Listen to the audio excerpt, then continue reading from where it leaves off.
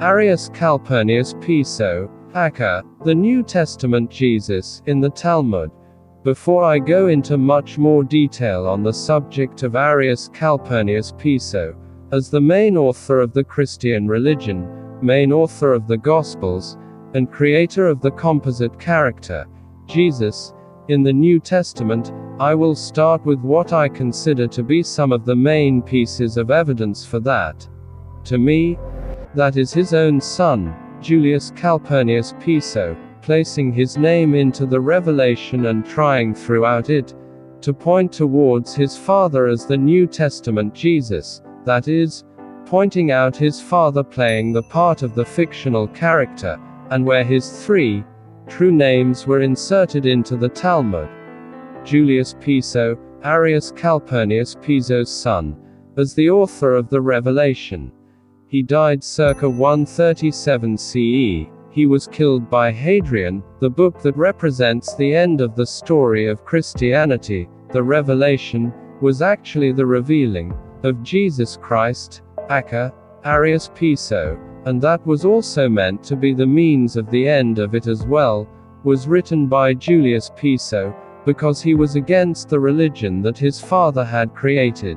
Continuing, Julius Piso was concerned that if his father had not given enough information for Christianity to one day be discovered as a fraud, that it may never end.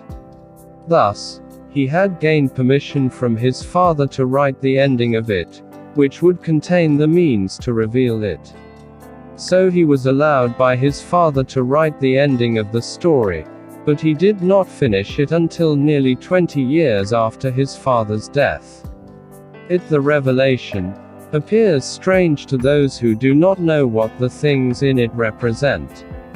But it makes a great deal of sense to those who do. Continuing, Julius Piso used the Revelation to point to his father as the creator of Christianity and inventor of the Jesus of the New Testament. A part of that included giving his father's three true names Arrius, or Arrius, Calpurnius Piso. He used the word denarius as a compound word in the royal language, a language within a language, so that it asked a question, who is Arrius? Thus, giving his father's first name Revelation 6:6. He gave his father's Calpurnius name wherever he uses the Greek for fornicate. To further continue, Julius Piso made the point that whomever was to understand what he was saying in the Revelation must have wisdom. He gave his father's Piso name by using the word for Tittle. Revelation 2:25, in Greek, but by viewing it as if it were in Latin. He also does this using the Greek word for after, in the line, after the beast.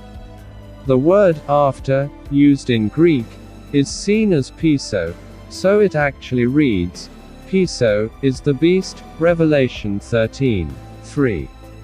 As stated elsewhere, the Jews of the time also give Arrius Calpurnius Piso's three true names in the Talmud. Both were done as a way to verify that Arrius Piso's the creator of Christianity. You may ask, why would the Jews place the name of the creator of Christianity into the Talmud? The answer is, A. Because Christianity was created as a part of the war against the Jews, and B.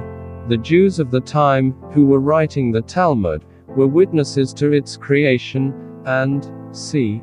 Wanted the truth about it to be known to the world at some point, once and for all. And just to clarify, when we say, the Jews, in this instance, we are referring specifically to the leadership of the Jews, who were left after destruction of the temple in 70 CE, who were Pharisees and scribes.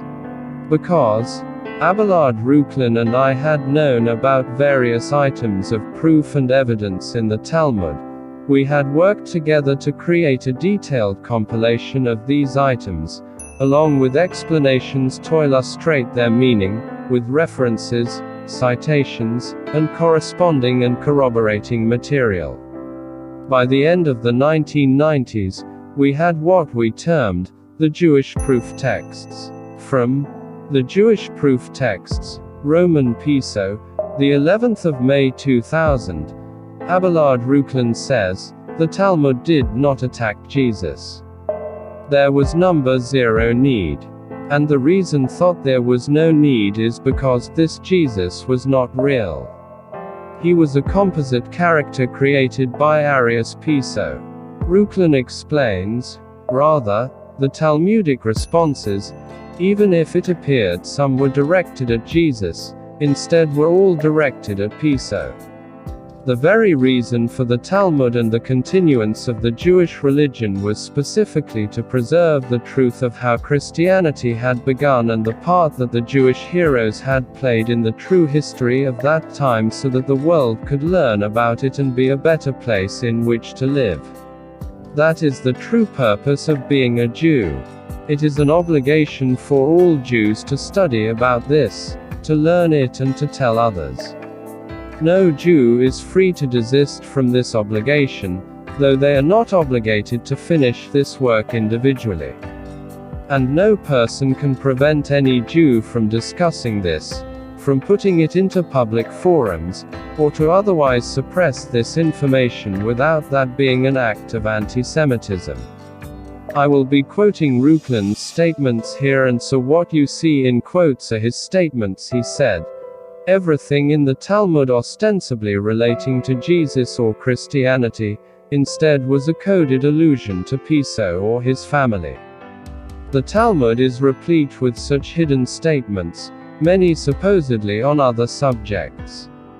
Almost all appear in the Babylonian version of the Talmud, many scattered through Sanhedrin, and in Gittin, particularly pp 56 to 57, where the destruction of the temple is alluded to by strange inner circle accounts. In all of these Talmudic type writings they scattered allusions to Piso, some humorous, some angry, some very bitter.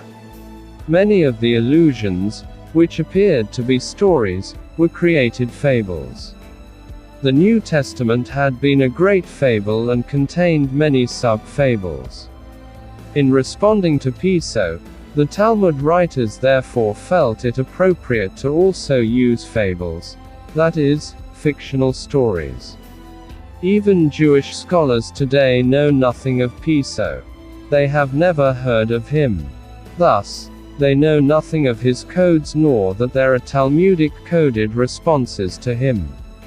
At most, the few who study early Christianity think Yeshu was spelled that way because it always meant, may his name and remembrance be erased, and that Min meant an early pupil of Yeshu the Nazarite.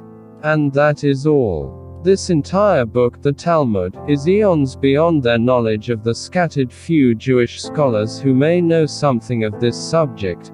Their lips are sealed as are those of their far more numerous Christian colleagues who also profess to know nothing. University positions and status, and the concomitant financial benefits create a bond of secrecy which is unbreakable beyond the confines of academia. Seemingly strange names and various letters were used to allude to him. Piso, in code.